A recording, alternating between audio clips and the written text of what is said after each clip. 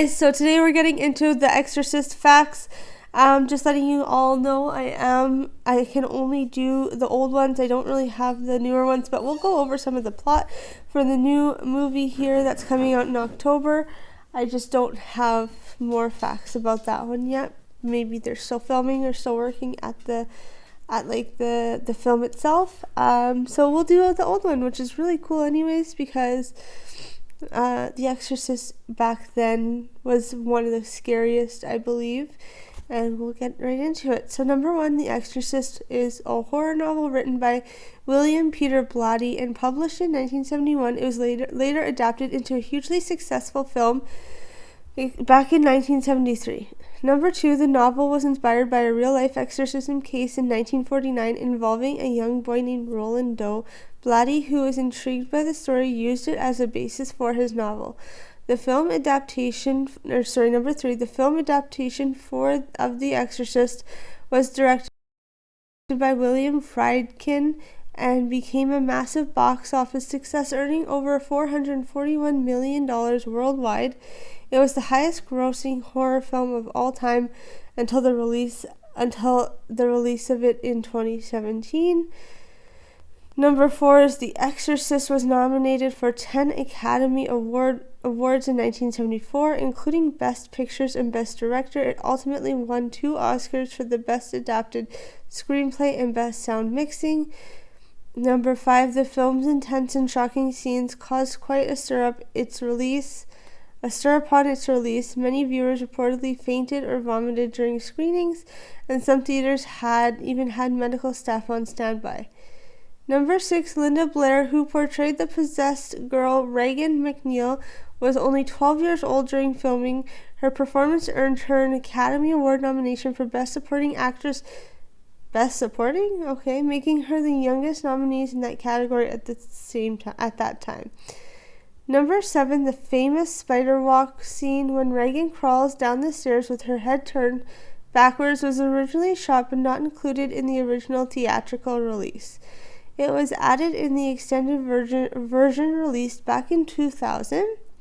Number eight, the soundtrack of The Exorcist, composed by Mike Oldfield, features the iconic and eerie tubular bells theme. The haunting music became synonymous with the film and is often associated with the horror in general. Number nine, The Exorcist is considered one of the greatest horror films of all time and has had a significant influence on the genre. It is often praised for its atmospheric tension, strong performances, and thought-provoking themes. And number 10, the success of The Exorcist led to several sequel, prequels, and spin-offs, including The Exorcist II, The Heretic, 1977, The Number 3, back in 1990, and a television series titled The Exorcist from 2016 to 2017. So let's get into some more fun facts about The Exorcist. So there was some controversy surrounding The Exorcist. This is 11. Typically, the simple act of being given an X-rated rating is enough to cause a bit of controversy for a movie. In fact, in the case of The Exorcist, the fact that the MPAA slapped it with an R rating instead of an X was that shuffled more than a few feathers. In 1974 article for the New York Times, Roy Mecham wrote that by giving The Exorcist an R rating, they were essentially saying that the movie was suitable for children to see as long as they were accompanied by an adult, but argued that the organization certainly wasn't thinking about the youngsters and the possibility of the traumatic damage to them from the movie's unremitting and violent assault upon emotions. Number 12 is police in Washington, D.C. threatened to arrest anyone who sold a ticket to The Exorcist to anyone who was not an adult or a minor, or anyone who was a minor. Mecham's article made specific mention of Washington, D.C. being a prime place where children and teens were interested in seeing The Exorcist, partly because it has been shot in the area and that they were excited to see their neighborhoods on the big screen, but local police acted swiftly to ban any underage moviegoers from entering screening of The Exorcist. 13. UK audience had a hard time finding The Exorcist for many years. While The Exorcist was a box office hit, when it was released in the UK in 1974, a handful of local religious groups protested the film's release and ended up getting it banned from certain areas, but it faced an even bigger challenge several years after being on VHS. While the movie was released without any issue in 1981, in the 1984 Video Recording Act led to the movie being pulled from the shelves in 1988. It took more than a decade for the film to be available to home viewers in 1999, and it was finally released. I don't know if I want to say the name of the demon on here, however, it starts with a P and you could go look it up. But it does share what the Exorcist name, or the demon's name was, so I don't really feel like saying that, I don't know. I'm kind of a superstitious person. So, next one is Mercedes Cambridge provided the voice of the demon in The Exorcist.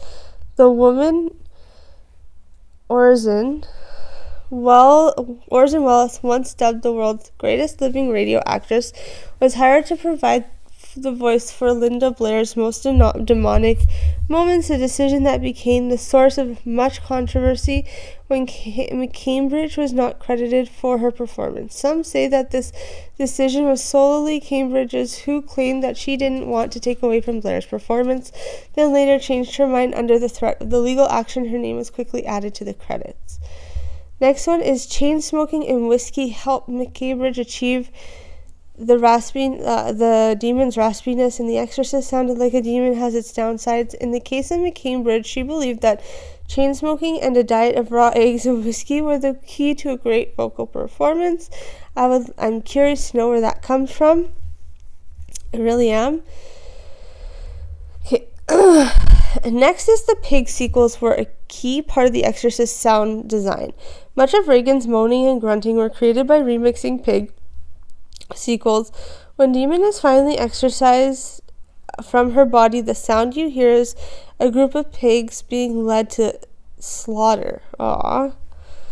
Next one is The Exorcist was the first horror film to be nominated for a Best Picture Oscar. The horror genre has never gotten much love from the Academy, though there still seems to be a bias against scary movies during award seasons. The Exorcist earned 10 Oscar nominations in 1974, including a Best Supporting Actress nod for Linda Blair, who was just 15 years old at the time. Unfortunately, the teenager's nomination was met with much controversy as word at Cambridge contribution to the role spread. Next one is Violet Beauregarde was considered for the role Regan in The Exorcist.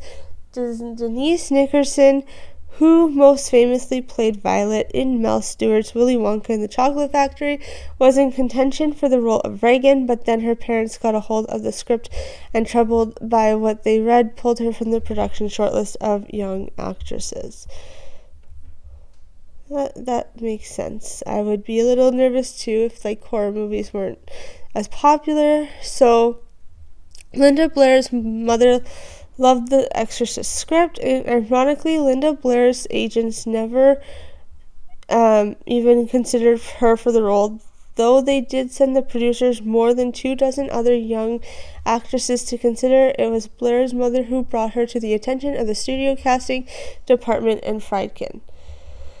We'll do 2 more. William Peter Blatty insisted that William Friedkin direct The Exorcist. Blatty made a smart decision when he sold the rights to his novel, but stayed on as one of the Exorcist producers.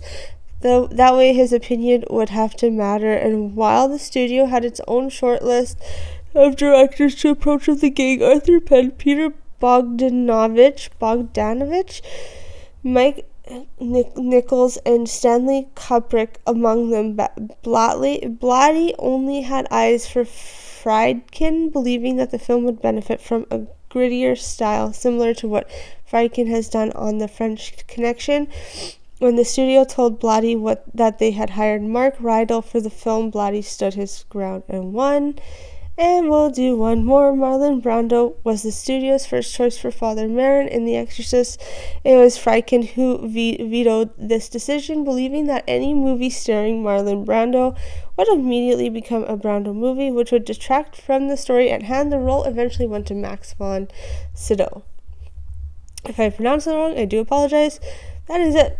For me, I will come back to you guys with more movies. Let me know in the comments below if you're excited to go watch the new Exorcist, if you've seen the old one, and sound up in the comments for other opinions of the old original one. You guys have a lovely day. Bye now. So I said I would come back and share with you guys the next movie I'm gonna do. So let's draw from my hat.